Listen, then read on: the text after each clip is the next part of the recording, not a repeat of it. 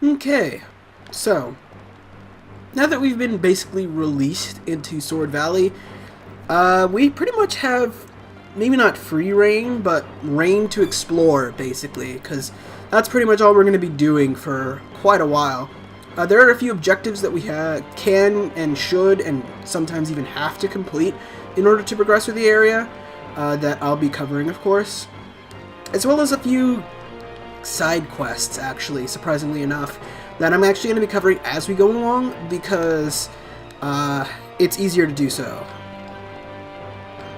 Now, when it comes to Sword Valley, this area isn't exactly a one-time only area, but there is going to be a point during the plot of the game after which we will lose access to Sword Valley forever. And unfortunately, Sword Valley actually does have collectibles for us to get. So I highly recommend going out of your way to collect as many as you can, and try to make sure you have maybe 3 copies of each. There are collectibles for Sword Valley that do matter for things later on in the game, so yeah, it's a little bit awful, but it's the best you can really do.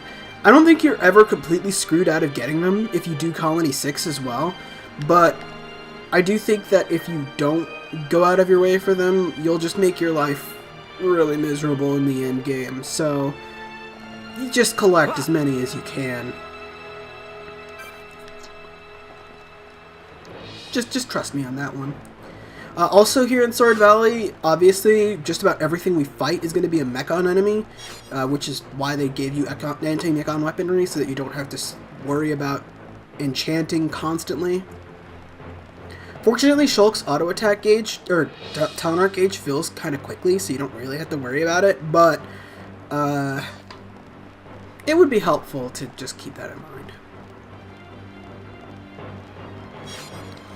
But yeah, that's why I have Shulk in the party. I'm using Shulk Ricky Dunban because it's a really solid tanky party for the mid-game that I personally like using. There's a reason why this is the party that appears when you use Shulk's Final Smash.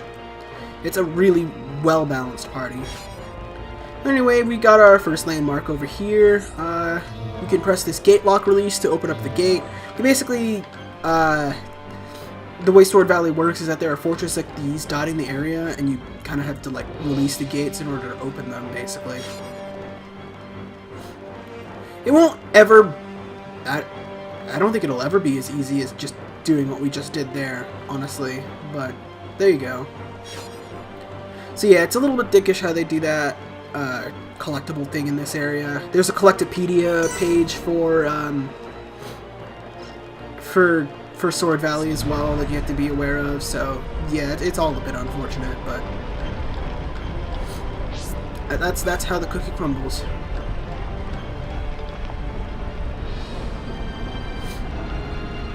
I did see something interesting. We can open up that gate, which will let us travel further, but there was something interesting I wanted to see here. Yes, there's something up this way. Enemies. Let's see. And we appear to be pretty high leveled for this area. I don't remember what level the boss of this place is at, so we could be screwed, but we could be fine. We're going to get a lot of experience from exploring this area, because I'm going to be a lot more thorough from here on out when it comes to exploring areas like this that are one time only. Or not one time only, but you know what I mean.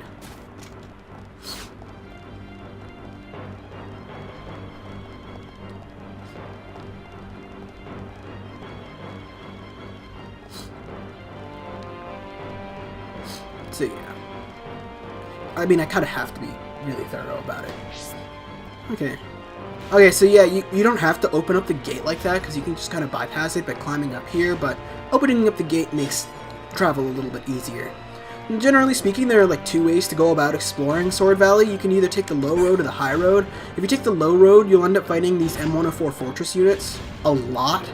And even though they're blue tagged right now, they're still pretty tough. Like, each M104 fortress unit is probably just about as equivalent as a unique monster of the same level, pretty much. Or maybe not the same level, but close to it.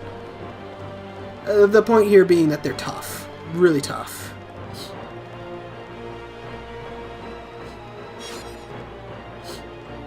Yeah. So I'm just going out of my way to collect a whole bunch of stuff.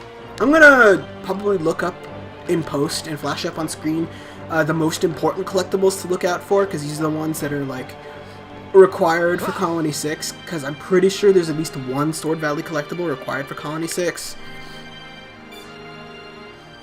But other than that, I think we're mostly fine, question mark. Let's see, we can go up here and see what's going on over this way. I kind of remember this area because there's a lot to explore, but I spent a lot of my time when I first played this game taking the high road, so I kind of am really familiar with a lot of the areas in this place. So you got the 5th gate over here and an offensive Mechon Plus. It's kind of a weird name for it, actually. Actually, now that I'm starting to recall, I feel like 55 is just about where we need to be, because like the Mechon in this part are not that powerful, but the further we go, the stronger they get. Which from a gameplay perspective, I guess, makes sense. I guess. Let's see, there's a gate here that we can't get past, so that's as far as we can go this way.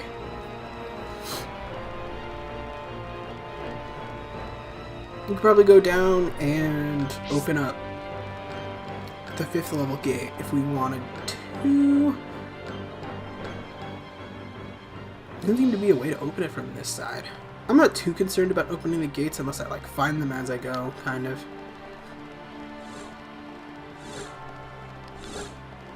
Oh, that was weird.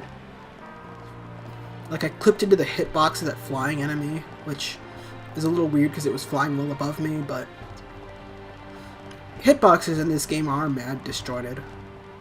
They kind of have to be because it's an RPG that's not meant to be skill-based. I mean, you can already see over there, we got some big spooks taking a look out over the valley down below, and I don't think we can actually progress further unless we open up that gate, so guess what we have to do? If you guessed infiltrate the outpost, you're correct! So this is how side quests in this area work. They're all surprise quests, basically. And yeah, they're basically all in the vein of infiltrate and unlock something, basically. I actually didn't really read the surprise quest, but I kind of want to.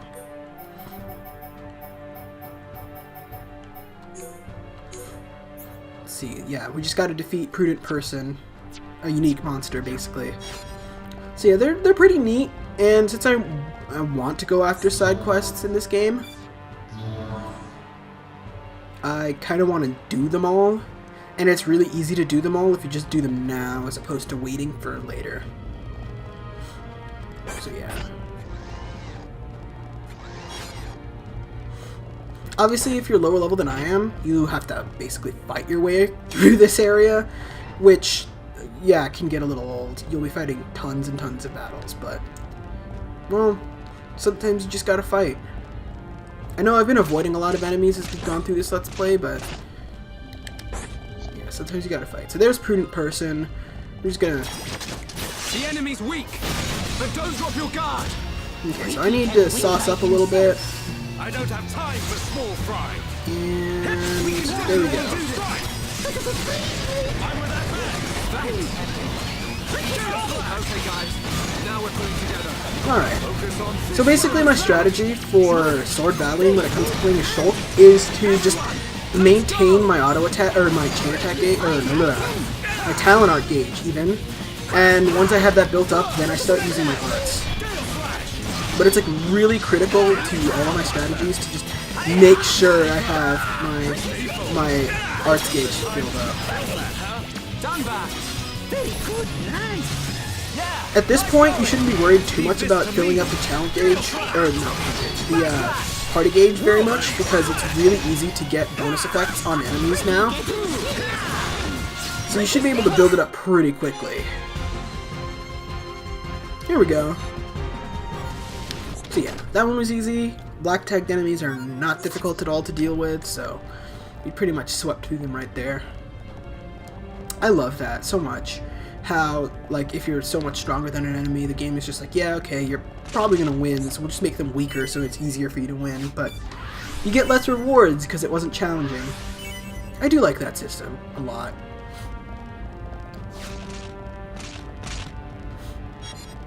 I also love unique monster fights that don't take, like, 15 minutes to complete, like they did in, like, Xenoblade 2 or something like that.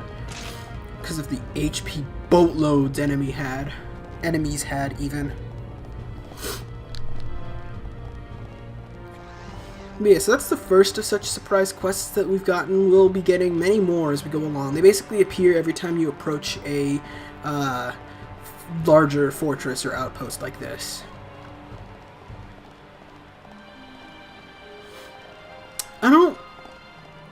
Well, I guess while I'm just walking about, I don't think I ever really explained how skill links and affinity coins work. Basically, to link a skill from another character to another party member, you have to expend an affinity coin, and you get affinity coins, I think, for leveling up and for slaying unique monsters. So, there you go. It's actually in your best interest to slay every unique monster you come across. I just haven't really, or you're going out of your way even to slay unique monsters for the affinity coins. I just haven't, because I also haven't really been using skill links that much, because it relies a bit on your party members' affinity with each other, which is not impossible, but difficult to build up, because it takes a lot of side quests to do it with. You could do it through gifting, but I like keeping my collectibles for, like, trading and side quests, so I usually don't gift. I'm not too concerned with maxing out everyone's affinity with each other. There are a lot of benefits to doing so, but I'm more prioritized with maxing out or raising affinity between party groups that I use as compositions more often. So, like, this party I do a lot of side quests with, because doing so will really benefit their affinity with each other, which has all sorts of uses in and out of battle. Sometimes, though, I did have to, like, take the L for the Paolo and Narinate, just because we needed two females to be at high rank with each other, so I just kind of had to do a lot of side quests with Melia and Charla in the party, even though I don't usually use them both at the same time.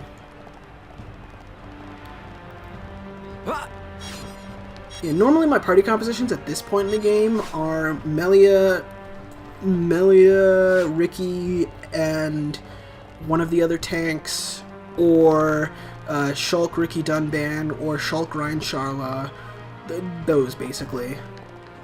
Or triple tank, which is Dunban, Ryan, Ricky, which is viable in its own right. It's super tanky, obviously, for obvious reasons. But it can be really good.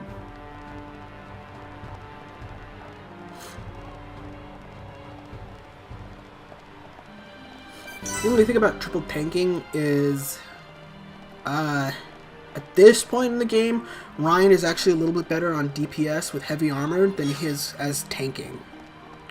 Because he's going to take hits, but he doesn't have Ricky's HP or Dunban's agility, so he's just going to get slapped around a lot.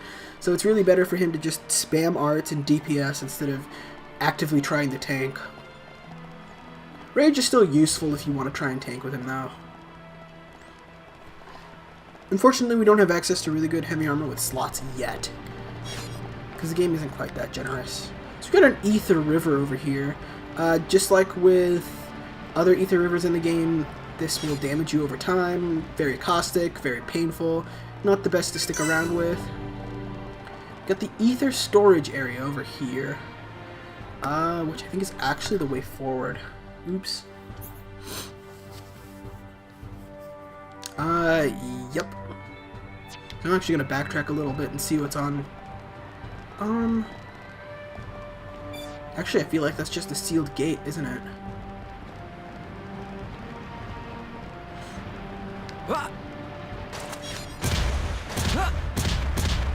I just had to. I need you to know. Unfortunately, the Ether River DOT is very painful. Like, if you stick around there for too long, you will not survive. Yeah, that's what I thought. It's just a sealed gate.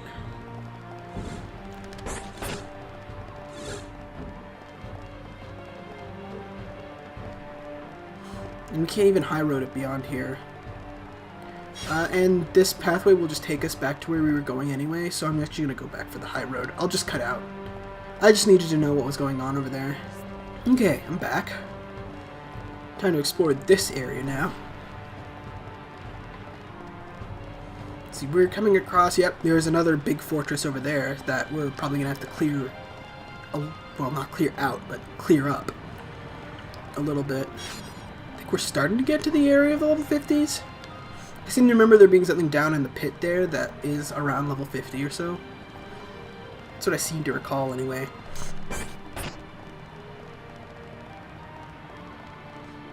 Oh, also something interesting that I haven't had the chance to point out yet. But seeing as how Shulk is significantly higher level than everyone, well, not significantly, but a level, or at least half a level above everyone else at this point in the game, something that I did notice when playing this game the first time is that the tag color of an enemy depends on the party leader's level relative to the enemy's level. So, like, this doesn't come up a lot, but, like, if you're literally at the level threshold and your leader is a level above that level threshold, the enemy will either lose or gain a tag, depending on what side of the threshold you're on. So a blue tagged enemy can become a black tagged enemy.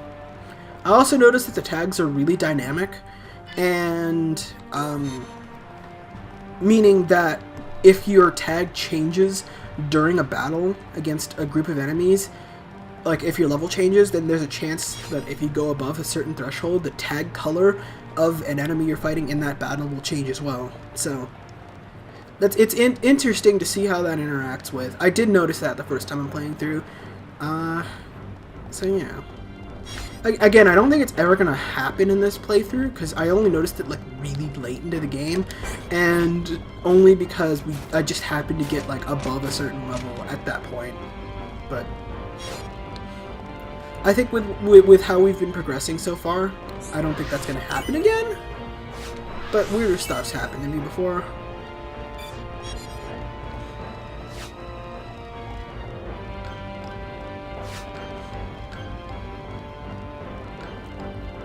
Suffice it to say, though, that this is a pretty difficult part of the game. I'm making it look easy because I'm over-leveled for this part of Sword Valley, but later on in Sword Valley it actually gets pretty difficult. Unless I'm actually really high leveled for that too, but somehow I don't think I am.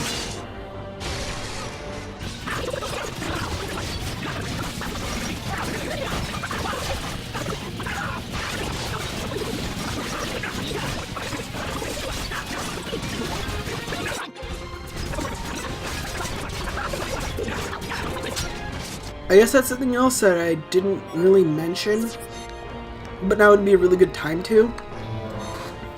You want to make sure Monato's shield is at least at 6th level at this point in the game. There are enemies who have talent arts that are at or below that level that you probably want to be able to block. So, yeah, you want to make sure that that's a thing you have, just for future reference.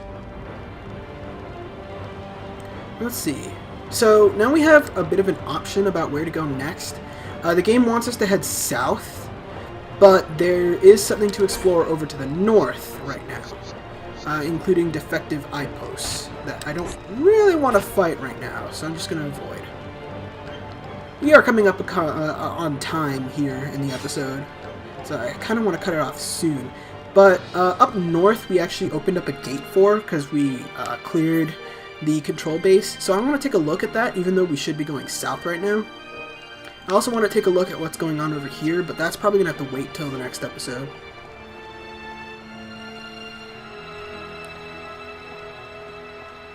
So yeah. We might come across a fortress unit as well, in which case I'll probably just have to fight my way past it, but that'll be fine.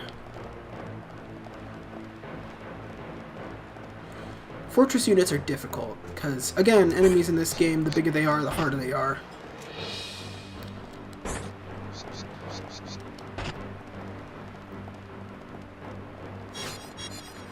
This is the gate, isn't it?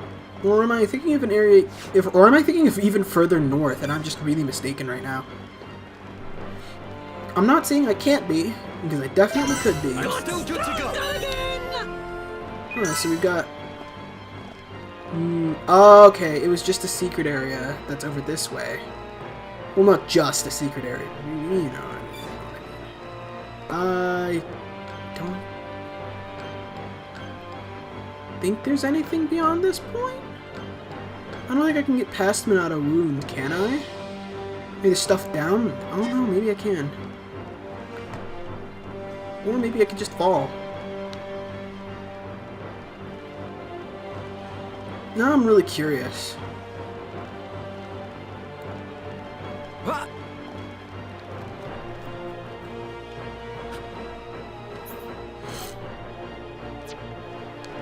I don't have like a map of Sword Valley up or anything, so I genuinely don't know what to expect right now. This looks like the entrance to Galahad Fortress, or like, okay, not the entrance, like, but like the front entrance. You know what I mean? Like the kind that they have just to like be consistent about where things are, but like definitely not the kind we can actually access because we're trying to sneak in. We're not trying to walk in the front door or anything like that. Like, we don't have a battering ram to bash it down or anything like that, but okay. I was just curious. I do want to clear this area while we're in the area, so it's pretty good of me to just explore around. Plus, having a secret area like this is always handy for obvious reasons. Let's go grab those collectibles and see what we got.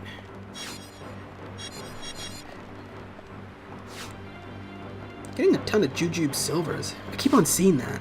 Every time. But yeah, so that's Mechonis Wound. In the next episode of Let's Play Xenoblade Chronicles, we're going to be continuing on through Sword Valley, and we're probably going to explore a whole lot more and see if we can find our way into Galahad Fortress. See you guys then!